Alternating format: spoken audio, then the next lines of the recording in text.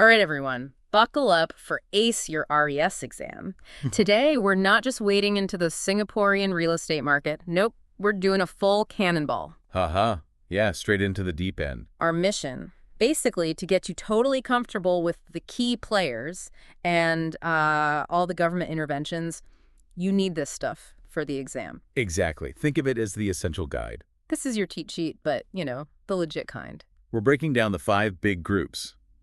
Government agencies, the developers building everything, property agents, the banks with the money, and of course, end users like us. And yeah, we definitely need to talk about how the government steps in, sometimes quite often, to sort of steer the ship. Keeps things interesting, doesn't it? Yeah. Okay, so where do we start? Let's kick off with the government side. The ministries and the statutory boards, they're kind of the rule makers. Right. So you've got the ministries, like setting the big picture policies, Yeah. the direction. And then the statutory boards, they're the ones who actually implement things. They issue the detailed guidelines. Precisely. Like M&D, Ministry of National Development, sets the broad housing goals.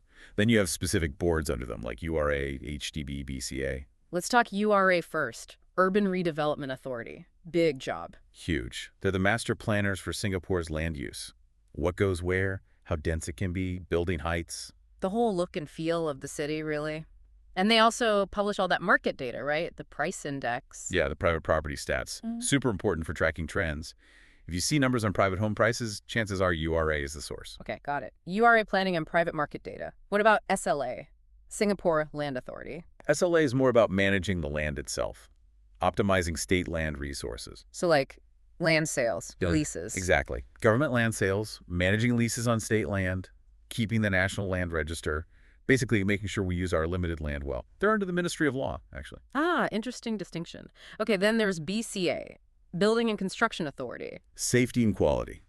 That's BCA. They set the standards for buildings, infrastructure, making sure everything's built properly and, safely. Essential stuff. Nobody wants a shaky building. Definitely not. They handle approvals, inspections, the technical side of construction standards. And the big one for many people, especially RES candidates, HDB, Housing Development Board. The public housing giant, providing affordable homes, planning those huge HDB towns we see everywhere. And they don't just build, they also manage the resale market pretty actively, don't they? Oh, absolutely. With policies like the MOP, Yep. eligibility rules, plus they release their own resale price index for the HDB market. Key info. Okay, so that's a good overview of the government players setting the scene. Now, who actually builds on that land? The developers. Right. Their main job seems simple.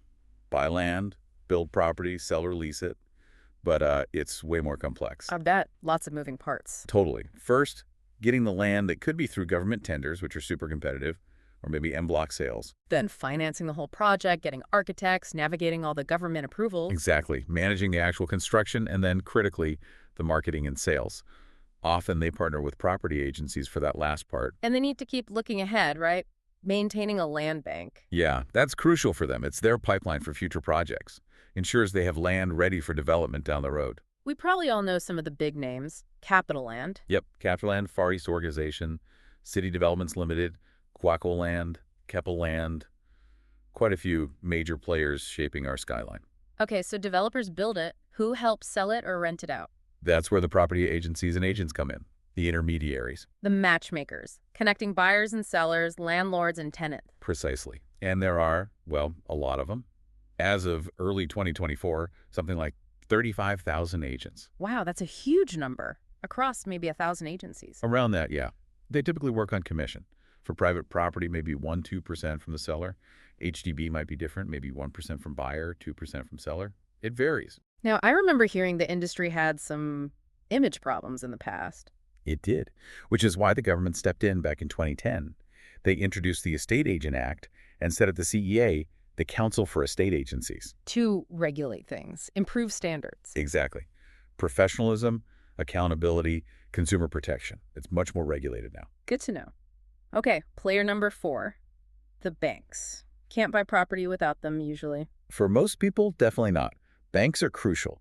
They fund the developers for construction, and they provide mortgages to buyers. So they're enabling both the supply and the demand side, financially speaking. Right. They make money on the interest rate spread, of course, but they're also focused on managing risk. They don't want defaults. Makes sense. Who are the main banking players in the property scene? You've got the big local three, DBS, UOB, OCBC, very active. Plus foreign banks like HSBC, Citibank, Maybank are significant too. Okay, and the final piece of the puzzle, us, the end user. Yep, people buying for their own stay or as an investment. What are the typical investment reasons? Hedge against inflation. That's a big one. Also, potential rental income and hopefully capital appreciation over time, making your money grow. We used to hear about speculators, but maybe less so now. The cooling measures have definitely targeted speculation, but we have seen more overseas funds coming into commercial and even residential property lately. So it's this constant dance between all five, isn't it?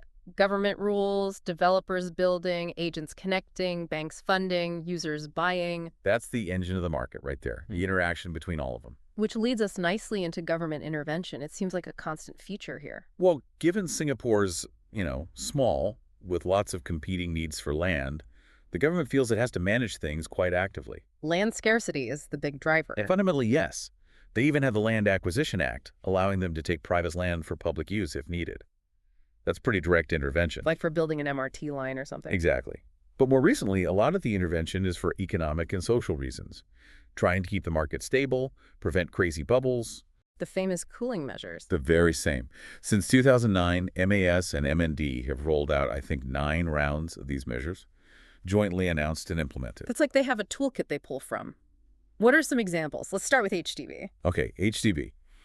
The minimum occupation period, or MOP, is a big one. You have to live in your flat for usually 5 years before you can sell it. Or 10 years now for the new plus and prime flats. Right, exactly. They also introduced a 3-year wait for PR families buying resale HDBs. And PRs can't sublet their whole flat anymore. What about helping buyers?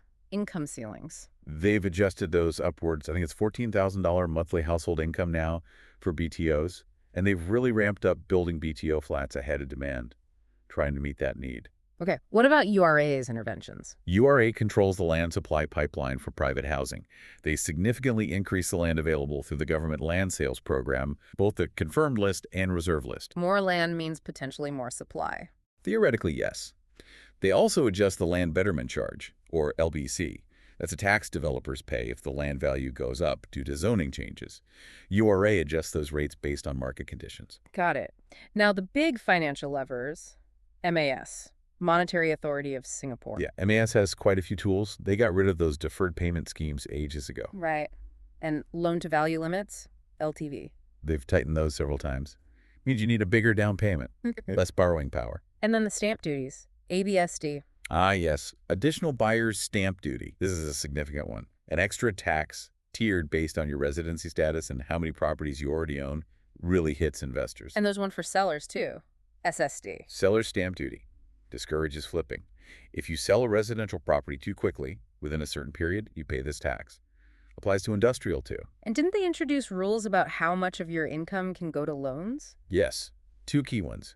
MSR, the mortgage servicing ratio, mainly for HDB loans and ECs, limits the proportion of income used for the mortgage. And TD. Total debt servicing ratio. This is broader. It limits the percentage of your gross monthly income that could go towards servicing all your debts, including the potential new mortgage. It's capped at 55% now, I believe. So basically making sure people don't over-leverage themselves. That's the idea, financial prudence. But remember, none of these policies are fixed forever. The government adjusts them up or down, depending on the market. Crucial point. You got to stay updated for the RES exam. Okay, quick recap then, focusing specifically on agency roles and transactions. Let's do it. Lightning round. Got HEB. Public housing provider. Manages estates. Key policies for resale.